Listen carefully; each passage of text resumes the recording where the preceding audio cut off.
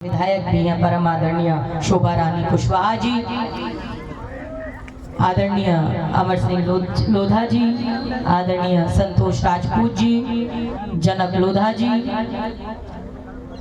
मंच पर उपस्थित सभी आदरणीय गण बहनों और भाइयों और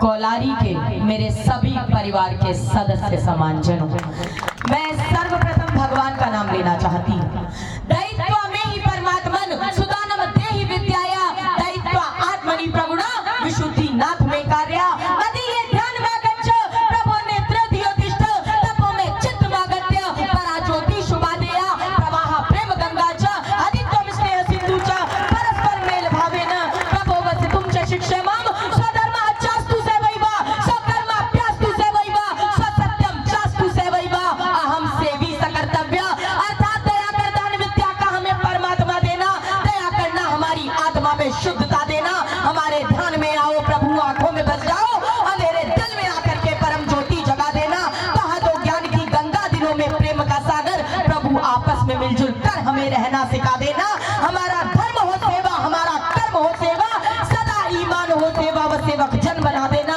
वतन के वास्ते जीना, वतन के वास्ते मरना, वतन पर जा फिदा करना, प्रभु हमको सिखा देना, प्रभु हमको सिखा देना।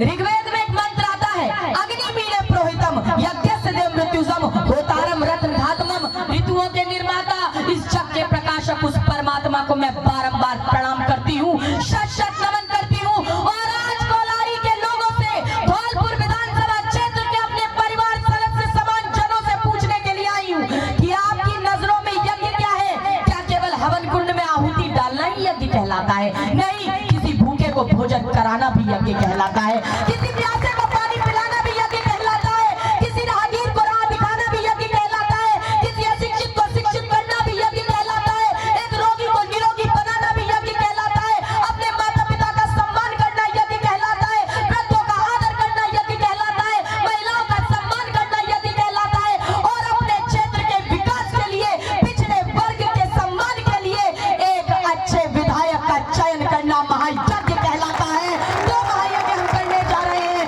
आने वाली 25 तारीख को आप सबको उस महायज्ञ में आहुति देनी है। तो वो आहुति किस लिए होनी चाहिए? वो आहुति होनी चाहिए महिलाओं के सम्मान के लिए, वो आहुति होनी चाहिए किसानों के कल्याण के लिए, वो आहुति होनी चाहिए झुग्गी झोपड़ी के इंसान के उत्थान के लिए, वो आहुति होनी चाहिए, आहुति होनी चाहिए सांप्रदायिकतावादियों और पिछड़े वर्ग का अपमान करने वालों को मुंह तोड़ चपाट देने के लिए। और अगर वो आहुति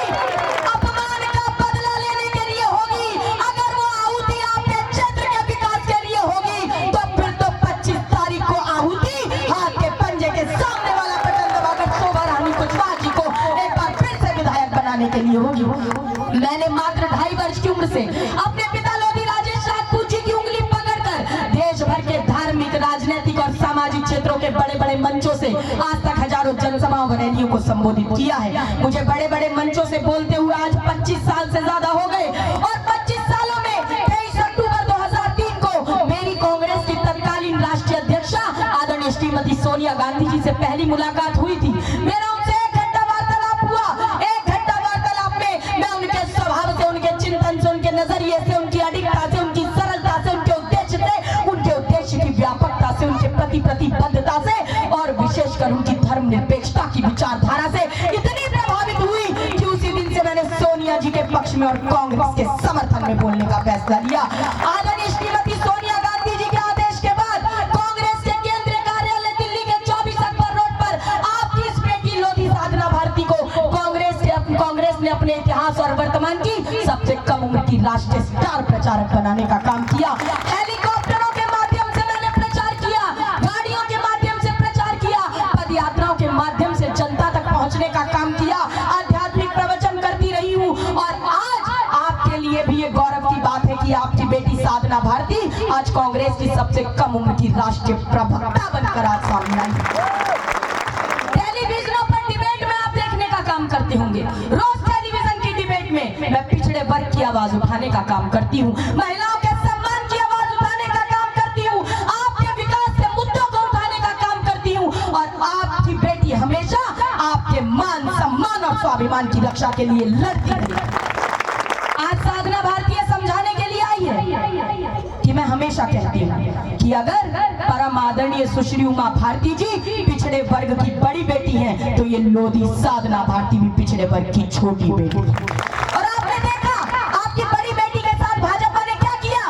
अरे जिन आदरणीय उमा भारती जी को मध्य प्रदेश के पिछड़े वर्ग ने, विशेषकर लोधा समाज ने अपना पूर्ण बहुमत देकर उन्हें मध्य प्रदेश की प्रथम महिला मुख्यमंत्री बनाया था, मगर भाजपा ने उन्हें मुख्यमंत्री पद से हटाया, पार्टी के बाहर का रास्ता दिखाया। अरे जैसे किसी अपराधी को तड़ी पार कर दिया जाता है, जिला बदल कर दिया जाता है, उसी तरह मेरी दादी समान आदरणीय उमा भारती जी को भाजपा ने मध्य प्रदेश की राजनीति से तड़ी पार करने का काम किया, जिला बदल करने का काम किया। और जब पार्टी में वापस बुलाया तो हाथ में कमंडल थमाया और कहा आदरणीय उमा जी मध्य प्रदेश में आने की जरूरत नहीं, अब तो तुम उत्तर प्रदेश जाओ। और उन्हें उत्तर प्रदेश भेज दिया। पहले उत्तर प्रदेश में चरखारी से चुनाव लड़ाकर चरखारी के चक्कर में फंसाया, फिर झांसी से चुनाव लड़ाकर झांसी का झांसा दिलाया, मगर सही मायने में आदरणीय उमा भारती जी का भाजपा ने उत्तर प्रदेश में भी सम्मान करने का काम नहीं किया। अगर भाजपा ने आदरणीय उमा भारती जी का उत्तर प्रदेश में सम्मान किया होता